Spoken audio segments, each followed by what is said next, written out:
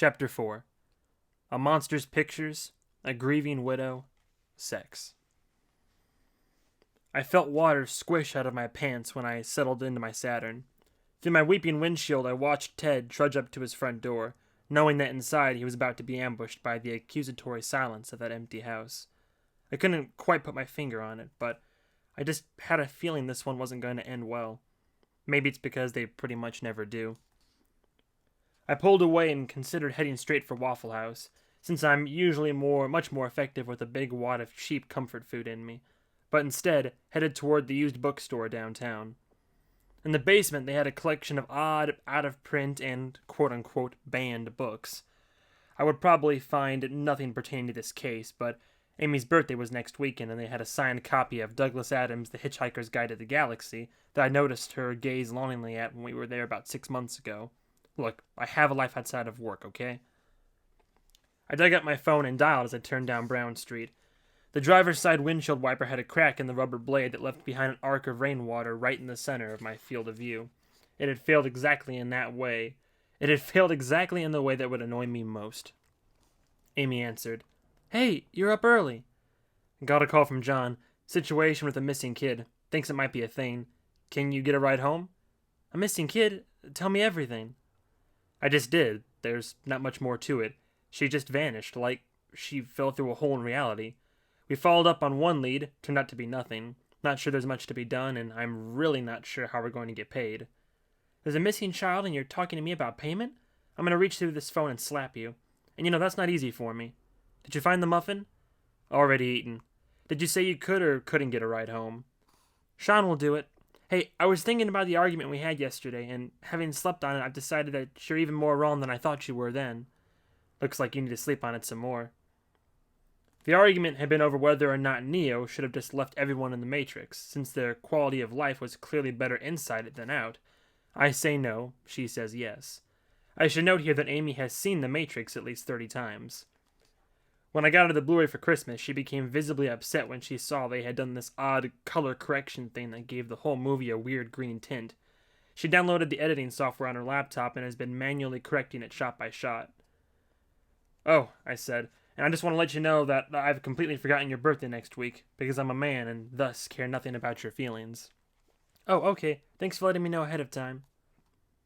I pulled up to the bookstore. The interior is still dark. I realized just now that it wouldn't open for another 20 minutes. I wasn't used to being up this early. I grabbed the muddy phone we'd picked up at the ice factory and turned it on, the lock screen asking for the 4-digit code. "Hey, do you know how to hack into a phone? Like, to get past the lock screen? Did you ever have a class on that?" "Whose phone is it? Do you know their social security number? Lots of times it's the last 4 digits. "We found it looking for that little girl. I would be surprised if this guy has a social security card." "Wait, does the phone belong to a guy, or is this some kind of weird monster situation?" "Don't know. It's an iPhone, if that helps. What code would an unholy predator of the night have on his phone?" "I was sick the day they taught that." I mindlessly punched in the code for my own phone, 6669. It unlocked. Why did I know that would work? I said, "Hey, I think I hacked it." The home screen looked normal. I wasn't sure what I was expecting. I tapped on the icon for any stored photos and video and braced myself for the worst. The first photo was of a plate of breakfast food. Looked like Eggs Benedict. I swiped it aside. I sucked in a breath and Amy heard it. "What? What are you seeing?" The second photo was of a little blonde girl, bound and bleeding, her mouth gagged with duct tape. I was going to take a wild guess and say that this was Margaret Maggie Knoll. I said, "Not sure." I swiped to the next photo, a picture of an orange tabby cat licking the lens. I swiped again. The little girl again. Her limbs were a tangled red mess. She had been bound and gagged and then crushed somehow, like a giant had forgotten she was in his back pocket before sitting down. I closed my eyes. I wondered, at age 8, did she know? Was she aware of what kind of universe she had been born into? Did she have even the faintest hint that this was one of the possible outcomes of her life? That she wouldn't grow up to be a Disney princess, or marry a handsome man at a fancy wedding, or have kids of her own? That she would wind up terrified and alone, in the dark, as some monster's plaything? At the end, had she still held out hope that her daddy would come rescue her? Or that the crazy man would soften at the sound of her cries? Or, in her final moment, had she gotten just a glimpse of just how little of a shit the universe gives about her? Did she have the realization that what she had always thought of as a normal human life was just a tightrope walk over an ocean of unfathomable suffering? I hope not. I said, "Well, shit, Amy." Amy said, "What?" "I think we've got photos of the victim here. It's bad." "What is it?" "Bad. You don't want to know. We're too late, let's put it that way." "Oh. Oh, God." I swiped the picture. The next photo was of John, walking in the doorway of what looked like a church, holding the t-shirt cannon. I furrowed my brow. He was still in court, right? Remember, Nymph wanted you to see what you're seeing. This, too, was part of the game. I swiped. John again. Dead. Eyes open, a cascade of dried vomit running down the side of his black faux leather sofa, drug paraphernalia on the glass coffee table in front of him. "David?" I thought. No. This wasn't denial. This was math. Even if he'd skipped his court date, John hadn't had time to get home, change clothes. He wasn't in his suit in the photo. Get out his stash and dose himself to death. This was bullshit. All of it. More games. "Yeah, these are fake. There's pictures of us on here, but they're, not real." "Oh, that's creepy." "Yeah, but that's good. Means the girl may still be okay. He's taunting us." I swiped. This one was of John and Amy. She was crying. John was comforting her. They were in my apartment. Ignore it. It's nothing. I swiped again. Amy, crawling, screaming, a pale, blurry shape descending on her from behind. Seriously, why even bother looking at these? She asked, "Are there any of me in there?" "No. I've got to go. I'll see you in a bit." "Come straight home. Don't leave me out of this." "You need to get some sleep. You've been working all night." "There's a missing girl, David." "I love you." I hung up and swiped to the next pic. Actually, this one was a video. I braced myself and hit play. It was a shot from the passenger seat of the car I was sitting in, being filmed right now. The cameraman was watching me, watching the phone, in real time. I turned and looked and... someone is there. No one was there. I looked back down at the phone and saw that I was holding a filthy pink plastic toy that was only shaped like a phone, a faded and peeled sticker on the front bearing the likeness of a Disney princess. It had a single plastic button at the bottom, and when I pressed it, it played the theme from the movie. That's all it did. I closed my eyes and groaned. It was going to be a long goddamn day. A note about the following. The accounts of events that occurred while I was not present, particularly those submitted by John, should not be accepted as wholly or even partially true. They are included here only to help fill in some gaps in the timeline of events, but in retrospect, I now feel like they only added the confusion. For this, I apologize. John. After they returned from the ice factory, John had stood in the Knowles driveway, facing Dave and Ted. John's shirt was soaked through. He peeled it off and flexed, the rain splattering off his muscled chest. "All right," growled Dave, rubbing a rough hand over his stubbled jaw. "Less than 40 hours. That's what we've got to solve this. I'm going to go search the archives for what I can find on Joy Park. You go see if you can track down this Nymph bastard. But John, you find him. Remember, we need him alive." John lit a cigarette. "I won't make any fucking promises." Dave ran toward his Saturn, slid across the hood, and landed in the driver's seat. He revved the engine and squealed out of the yard. John mounted the Jeep and unleashed the Tiger under its hood, raindrops raking the windshield as he tore through the early morning gloom. He headed for the courthouse.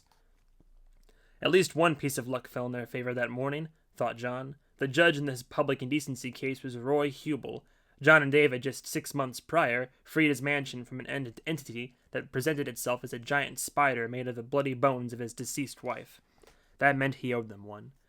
Sure enough, the judge told the prosecutor to make a deal, and John got off with probation and a promise to, in the judge's words, "keep that anaconda caged. There are kids around, and you don't need to go setting them up with false expectations." On the way out, John bumped into Herm Bowman, the detective who had bailed on the Maggie Knoll case earlier that morning. John grabbed the passing Bowman by the elbow and said, "Hey, we're still working this Knoll thing. We'd already found the girl if I hadn't come to tend to this bullshit, but I knew if I didn't show, they'd put out a warrant for my arrest, and I know how you guys hate having to get out in the rain. But now, I need your help."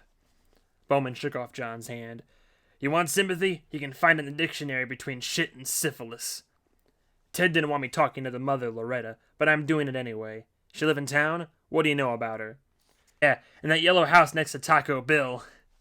"You didn't misspeak. That's the name of the restaurant. But instead of wasting your time, why don't you just go back home and shoot up with whatever drugs you're on this week?" "I will," said John as he turned toward the door. "But first, I have to do your job." Thunder clapped as John tore out of the courthouse parking lot. He flew past the closed drive-thru liquor store, past Curry's Tire and Body, with its terrifying mascot made of tires standing in sentry out front, and Taco Bill, a Taco Bell that was given the order to close by corporate, only to be stubbornly kept open by the owner. He had altered the sign over the entrance by sawing out an extra L from the sign in the parking lot, turning it into an I, and attaching it with duct tape, and modified the menu to serve a combination of vaguely approximated Taco Bell dishes prepared by his wife, with a full range of hard liquor added to the beverage list. Smoking was allowed, and after 9 p.m., all the TVs inside were switched to softcore Cinemax porn. Everyone agreed it was not only an improvement, but was now the best restaurant in town. Loretta's house was next door, a run-down 1970s-era ranch house with filthy yellow siding that had probably been on there since the Carter administration. No distinct decorations on the outside, probably a rental. John knocked, and a tired but handsome 30-something woman with mousy brown hair and sad eyes opened the door, clutching closed a bathrobe. She said nothing. John said, "Ma'am, I'm not going to ask you to come in because I've already intruded too much just by making you answer your door, but we're working with your husband on Maggie's disappearance, as consultants. I have a few questions, but if you don't want to talk, I'll leave. Just say the word. I'm not the police, but I'm telling you now, they can't help you. And what's more, if we can't find the girl or the man who took her, then I think the cops will turn their eyes toward you and Ted as suspects. I don't want that to happen." "Ted says Maggie was just gone. Like she was just turned into smoke and blew away. Was he telling the truth? He didn't do something to her, did he?" "No. We have reason to believe it was, well, something else. I know you've been through an unthinkable ordeal this morning, but I promise you I'm here to help. If you're worried that I'm armed, let me show you." John peeled off his shirt to show he had no weapon stashed in his waistband. His naked torso glistened in the rain. "All right, I'll give you a few minutes. Then I have to get ready for work. Come in." Loretta handed John a towel before retreating to the kitchen to make coffee. Hers was another barren home, a place quickly rented after the separation, maybe in hopes it wouldn't last long. She came back with the coffee, and John said, "Ted says he actually had warning this was about to happen. A strange man named Nymph came into the house a week ago, making weird threats. Did he tell you about that?" "No, but we don't talk." "Did anything like that happen to you?" "No. Ted asked me the same thing earlier when he called. Did he tell you about the drawings?" "The what?" "He probably wasn't even listening. Here." Loretta shuffled into her bedroom, and John followed. She handed him a stack of drawings on dog-eared construction paper, magic marker stick figures, flowers, houses, mountains, filled colors spilling wildly over the lines. No matter who you are or where you're from, we can all look upon the raw, energetic creations of children and agree that they are very shitty artists. Loretta said, "Those are all from the last week. We homeschool. I was doing an activity where she was to draw the future. Instead of spaceships and flying cars, she drew this." The first drawing featured a crude house shape with a steeple, a cross in the front. So, a church. The next drawing was a crowd of stick figures, but in the background was that church again. The next was a drawing of the family, scribbled strands of yellow around the head of the smallest figure, and there was the church, up on a hill in the background. She'd even drawn a little angel floating in the sky above it, her haphazard scrawls making it look like it had about 8 limbs. John said, "This church, that's what we're looking at." "The church, and the man without a head." John looked back down at the stick figure family portrait. Mommy, Daddy, Maggie with the hair, and next to her, Another stick figure, with no circle where the head should be. The one with the crowd of people. You'll find him in there, too. He's in all of them. Did she ever talk about it? Like, maybe it was a dream she had or something. I asked her after the first one, the portrait of us at church. I said, "Who's this guy here without a head?" And she said, "That's not a drawing. That's not a guy. It's a drawing." Loretta laughed. Maggie was like that. I thought she kept including him in the other drawings as a joke, because I had pointed him out. But now, I've spent all morning looking back on everything she said and did, picking it apart, trying to find clues. Like in a movie, you know? There'd always be some clue. In real life, nothing makes sense. John said, "I'm going to ask you what is going to seem like a very strange question. Was there ever a situation where Maggie acted like she had spoken to you or her father, or otherwise interacted with you, only you had no memory of it? Like she had made up a memory of a conversation, or maybe mistook someone else for you, or Ted? Either one?" All the color drained from Loretta's face. Me. I walked among the shelves in the bookstore's basement, smelling that old book scent that would probably mean nothing to future generations. Amy is all about that smell, of old paper and ink and time, pages touched by long dead hands. I think she just likes that sense of being among ancient knowledge, feeling like the past is something sacred, rather than the actions of a bunch of bucket shitters who are even more stupid and superstitious than we are now. To me, it just smells like old sweat and dirt. But it means something to Amy, and that's what matters today. Even though the whole thing is completely pointless since she had access to every book ever written via a device that is never out of arm's reach. That reminded me. I brought up my phone and did a quick search for Joy Park. Titties. My screen was full of them. Joy Park, as it turned out, was the name of a very famous, very big-breasted Korean porn star. After the pages and pages and pages of Joy Park titty pics ran out, all I got was a couple of links to a place in Akron, Ohio, just a regular old park with basketball courts and such, and a few more non-porn girls with that name. Nothing related to anything weird, no news articles about missing kids or occult rituals or anything else remotely interesting. I tried searching for any mentions whatsoever of people with the last name Nymph and found that wasn't even a real surname, which I guess shouldn't have surprised me. With that, I was out of ideas. Maybe John's thing would pan out, or maybe he would destroy half the town again. I was cold and achy and wanted to go back to bed. My wet clothes were sticking every part of my body. I sighed and made my way over to the shelf of signed editions, some of them in a scuffed plexiglass case, some sitting out, depending on whether or not the author was still alive. I started to get a sinking feeling when I spotted a signed hardcover copy of Fear Nothing by Dean Koontz for $100. Next to it, a signed Neil Gaiman's The Sandman for $125. I stared at the price tags and thought, why don't you fucking kill yourself? I have that thought a lot, actually. Hey, did you know that people making less than $34,000 a year are 50% more likely to commit suicide? I looked it up. Did you know that number shoots up to 72% for the unemployed? I heard a guy on talk radio go on and on about how people on food stamps are living the good life off the government teat, and all I could think was, yes, it's such a party that sometimes we blow our fucking brains out rather than get humiliated by another government aid employee. A little while back, John and I had gotten drunk on the occasion of our 10-year high school reunion. No, we didn't attend the actual reunion. We had just started drinking after coming to the realization that it had been 10 years and that we had made virtually no progress in our lives. You know what it's like?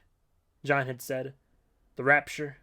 Like from the book of Revelation, when all the souls of the righteous get sucked up into heaven.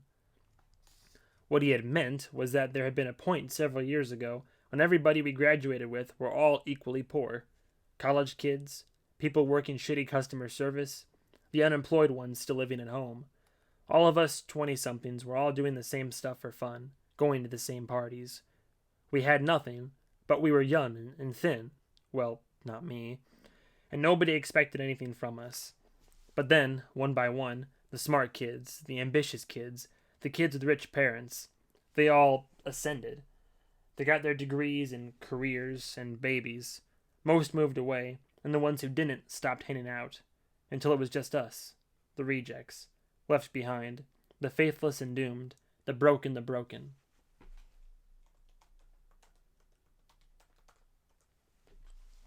Ever since he'd said that, I couldn't stop thinking of it that way. That we had been cast out as heretics to the Western world's one true religion. My resume is worthless. It turns out that managing a now defunct video store in your 20s while solving monster crimes qualifies you for absolutely nothing else. Society just doesn't need me. I'm that extra screw you have left over after you've put together an IKEA desk. Maybe you throw it in a drawer, thinking it'll eventually become obvious what it was for later on. Then, a few years down the road, you come across it while cleaning, and just toss it out. So, now I'm standing here birthday shopping for Amy, who at the moment is the only one of us with any kind of stable income. Using our joint account for this is basically taking money out of her purse to buy something for her that she may or may not even want. How do you set your price limit in that scenario? Spending too much isn't generosity, it's forcing her to work overtime next month to make up the difference. Here, baby, for your birthday I stole another autumn Saturday from your life, and you'll never get it back. Oh, and she's also having to pay for some of her prescriptions out of pocket, due to the cut-rate health insurance at the call center. She has back problems and spaces out the pills so that a 30-day prescription will last 60. So now I also have that cross to bear. My inability to learn a useful skill equals Amy's actual physical agony. Why don't you fucking kill yourself? I mean, I do have a rare skill, but being able to piss a stream of turkey feathers is also a rare skill. Rare does not equal lucrative. Not that there aren't ways to cash in on being a freak show. We get offers. But charging a fee to do what we do, to free somebody's home from what they think is an evil spirit or whatever, automatically puts you in some very shady company, and the scammers will always take most of the business. After all, they're just telling the customers what they want to hear. I'm not good at doing that. I browsed the shelves, the titles seemingly arranged in random order. The copy of Hitchhikers was still there, in the glass case. It was $275. Amy would not be getting this book for her birthday, and she would be fine with that. She knows the situation. She tells me not to worry about it every chance she gets. We have a roof over our heads, she says. We have food. We have electricity. We have each other. By medieval standards, she points out, we'd have been considered rich. Don't beat yourself up over an ideal dreamed up by a bunch of marketing jerks on the coasts whose BMWs trigger cocaine-sniffing dogs from 6 blocks away. It's fine, she says. You're doing important work. Remember that I love you. Why don't you fucking kill yourself? John. Loretta said, about 2 weeks ago, Maggie spent hours running around the house with a fly swatter. I thought it was some game she had invented, stalking flies, swatting them. Then, a few days later, she brings me this shoebox full of dead flies and says, do I have to eat them all now? I asked her what she's talking about, and she thinks I told her to do that. I thought it was a dream she'd had. I made her throw them away, and she didn't understand. Is there something wrong with her? Is that what happened? She became confused and wandered away? I don't think so, but I don't want to eliminate any possibilities. John sipped the woman's surprisingly good coffee and studied the drawings. This church she kept drawing. Is this your church? A church big deal to you guys? She'd never drawn it before. The one Ted took us to is that biker church. They hold services in the old motel. It doesn't look anything like a traditional church. In her drawings, it always has that steeple and that cross in the same spot. There is a church like this in town. Do you know it? It's next to a pond and a haunted coal mine. No. Maybe she went there with friends? It's possible. What do you think it means? Maybe nothing. Maybe everything. I'll go check it out either way. John stood. I'll leave you be. You've been a big help, and I know this has been hard for you. She stood, meeting his eyes. It has been hard. It's just been so lonely here, Ted. Coming back from the war and breaking things off like you did. Now, Maggie going missing. Do you know what that's like? To have a hole in your life so big that your life is nothing but hole? I think we all feel like that, at times. Those of us who are lucky, we have someone we can cling to in those times when life feels, as you said, like one big butthole. That's all I want sometimes. Someone to cling to, if even just for a moment. She dropped her robe. She was naked underneath.